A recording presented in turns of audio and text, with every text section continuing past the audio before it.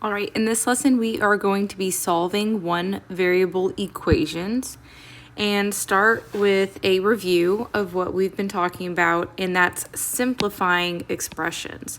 And so for these warm-up problems, when we say simplify, that means get rid of parentheses, which usually means distribute. And we also need to combine like terms. That's how we simplify. Okay, and so for number one, I see some parentheses, which tells me to distribute this 3. And then I see some like terms, 3x and negative 5x, which would give me negative 2x. And so my simplified final answer is negative 2x plus 6. Here I see parentheses to distribute a 2, so 2x minus 8. And then in the second parentheses, I am distributing a negative 1, so negative 5x plus 2. Distributing a negative is distributing a negative 1, which changes the signs of everything in the parentheses. Okay, next I see 2x and negative 5x, which would give me negative 3x. And I see negative 8 and positive 2, which would give me negative 6. So my final answer is negative 3x minus 6. Okay, the last one here, we're distributing a fraction and a variable. And so when you're distributing a number and a variable, focus on the numbers first.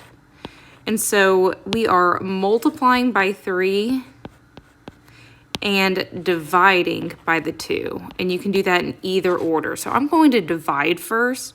And so dividing these by 2 would give me a 2x minus 3. And then I'm going to multiply by 3, which would give me 6x minus 9. That's how you can distribute that fraction without a calculator. And we are also distributing an x, which means our x becomes x squared, and then our negative 9 is negative 9x. So after that distribution, I have 6x squared minus 9x. And then we haven't done anything with these last terms, so I'm going to copy them down. And then now we're ready to combine any like terms. I see a negative 9x and a plus x. So that gives me a negative 8x for my x term. And then remember, you cannot combine x squared with x. They have to have the same exponent, which is that tiny number up top. And so make sure you don't combine x squareds with x's. And so our final answer would be 6x squared minus 8x minus 9. And it has to be in that order. We go from highest exponent to lowest exponent.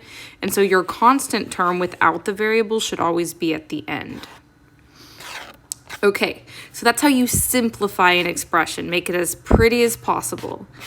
And we're going to need to do that when we solve equations. And so in these next examples, we are solving equations. I know they're equations and not expressions because they have equal signs, equal signs. In the above examples, we didn't have any equal sign. So we weren't solving, we were simplifying.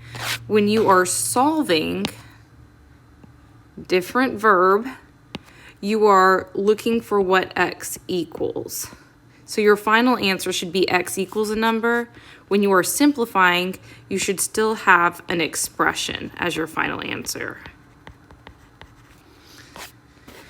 Okay, and so before we start solving equations, a couple things to remember is PEMDAS never goes away. It's the order of operations. And then inverse operations are going to be crucial as we isolate the variable. And so inverse operations are operations that are opposite. They undo each other. And so some examples are addition and subtraction.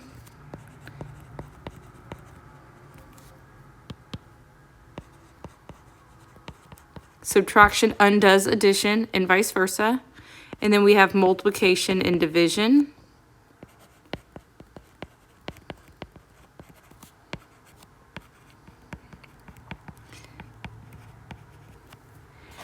And then one thing to remember is that when you multiply by a fraction, that's the same thing as division.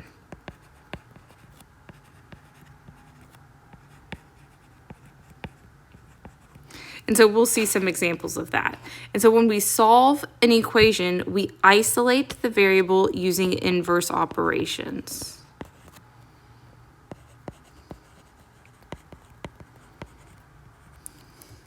Okay, and so this first example says 2x equals 8. We are trying to isolate x, and so 2 is hanging out with x and it's being multiplied. There's no operation there, so it's multiplication. We undo that by dividing. And so the 2 cancels, leaving me with x equals 4, and then I know I'm done because I know what x equals. Here I have a y plus 2.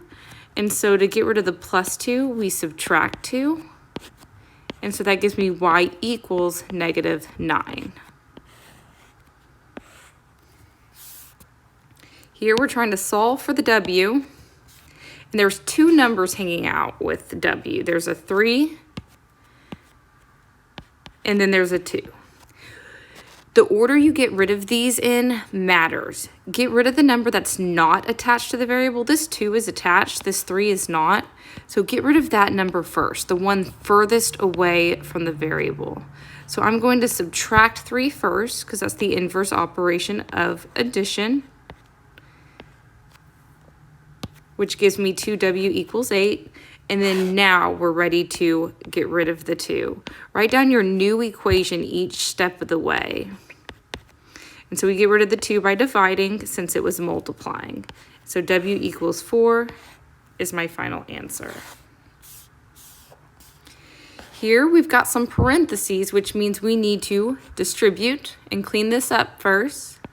So I am going to distribute the negative, which is technically a -1, leaving me with a -g, and you can write -1g if you like, and then a +4. Changes the sign of those parentheses. Okay, and so if you want to, you can start drawing a line where your equal sign is. I think it's helpful to see the different sides of the equation. And we're trying to isolate g. And so we have to get rid of 2 different numbers. We need to get rid of this 4, and we need to get rid of this -1. The 4 is furthest away, so we're going to do that first.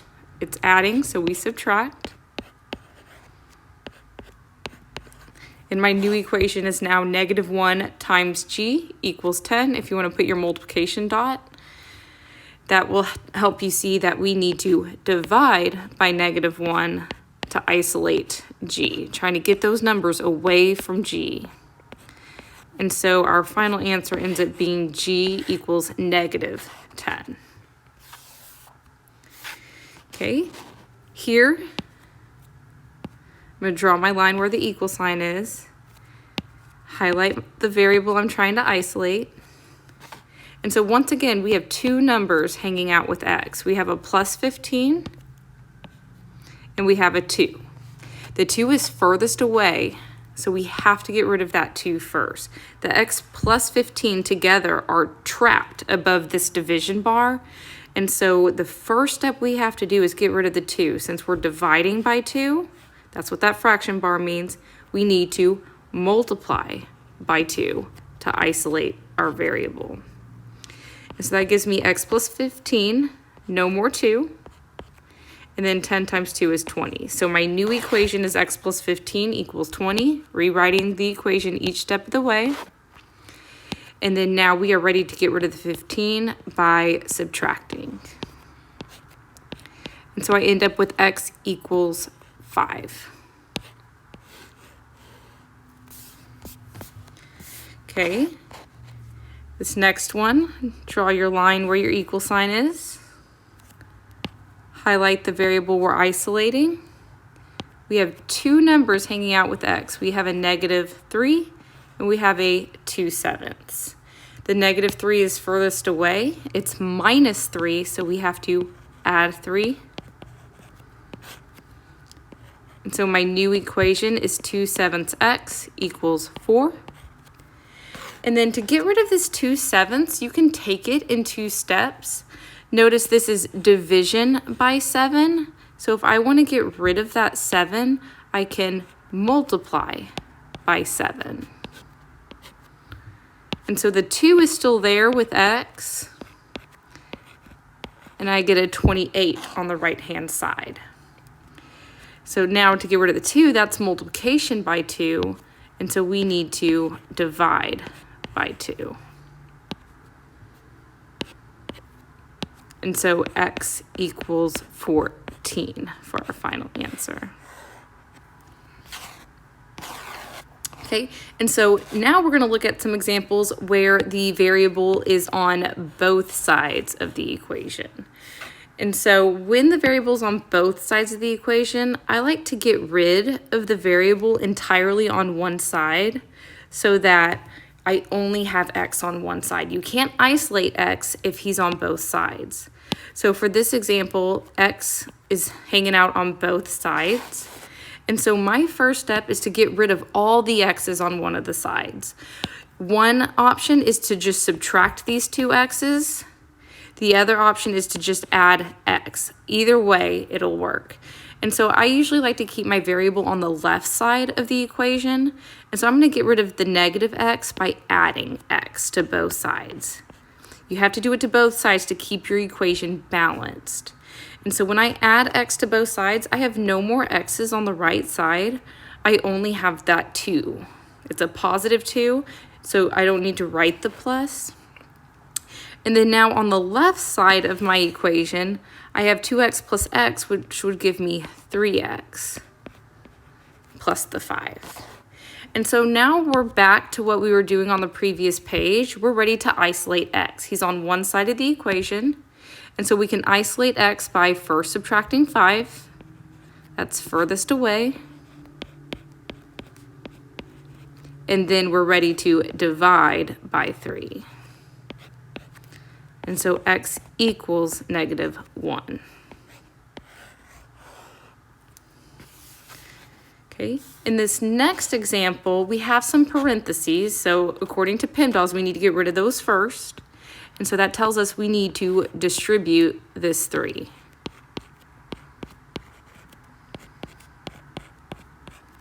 Now, just like the last example, I have x hanging out on both sides of the equation, so I am not ready to isolate x. We cannot isolate x when he's on both sides. So I'm going to take away all the x's on the right side. And that leaves me with an equation that says 2x plus 3. No x's on the right, and we just have that -1. Because it's negative, you need that minus sign. Now we're back to what we were doing on the previous page. We are ready to isolate x. We need to get rid of the 3 first. It's furthest away from the variable. And then lastly, we need to divide by the 2. So taking one step at a time, isolating your variable, writing your new equation each step of the way.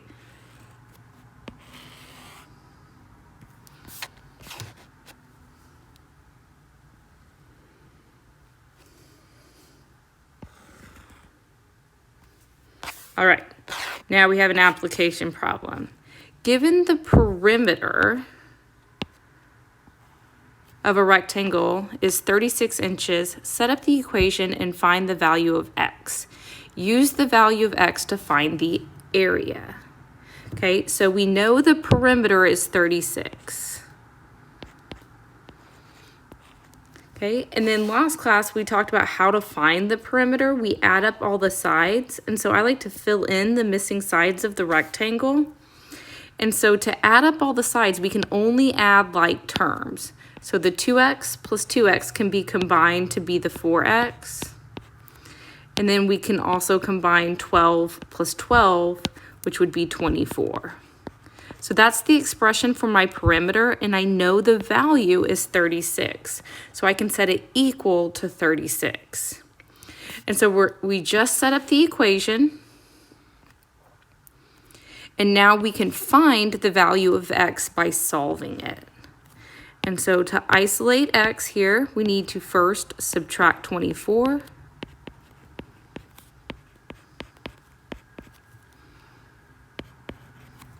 And then we are ready to divide by 4.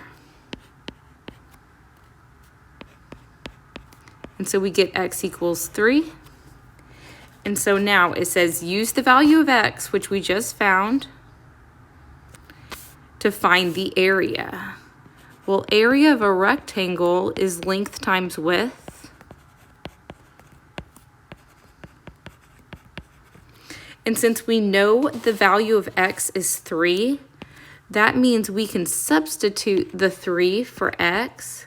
And so 2x would just be 6. And so I know the length of those sides are 6. And so length times width would just be the 6 times the 12. And 6 times 12 is 72. And they told us it was inches, so area would be inches squared, or square inches.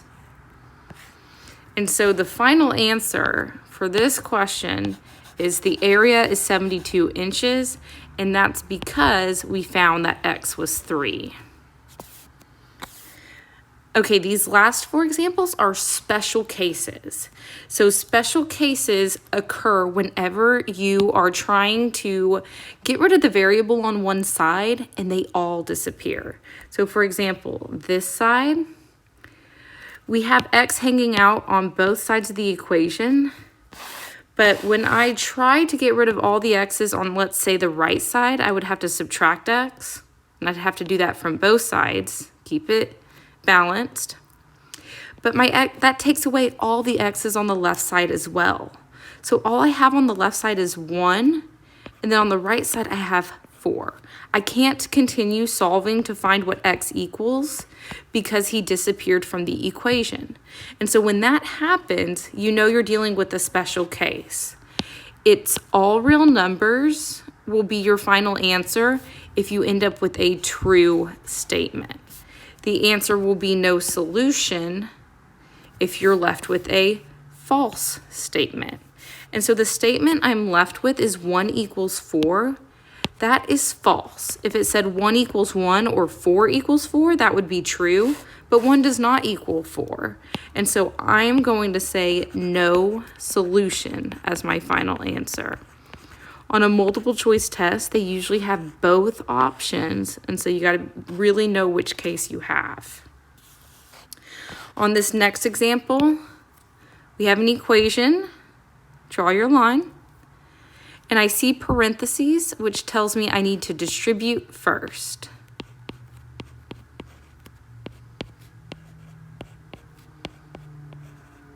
Okay. And then just like our previous examples, x is on both sides, so I can't isolate x until I get rid of all the x's on one of the sides. And so if I pick the right side, I would have to subtract 3x from both sides, which takes away all the x's on the left side as well. So all I'm left with is 6 equals 6. I know it's a special case because all my x's are gone. I can't keep isolating it. And what I'm left with is 6 equals 6. That is a true statement. 6 does equal 6. And so instead of being no solution, my answer will be all real numbers.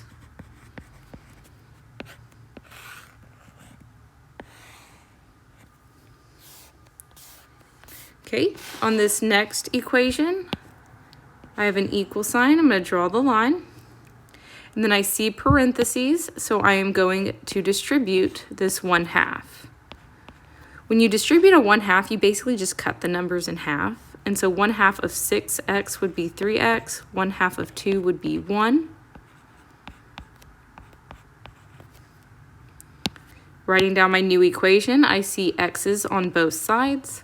So I'm going to get rid of all the x's on the right-hand side by subtracting 3 x's.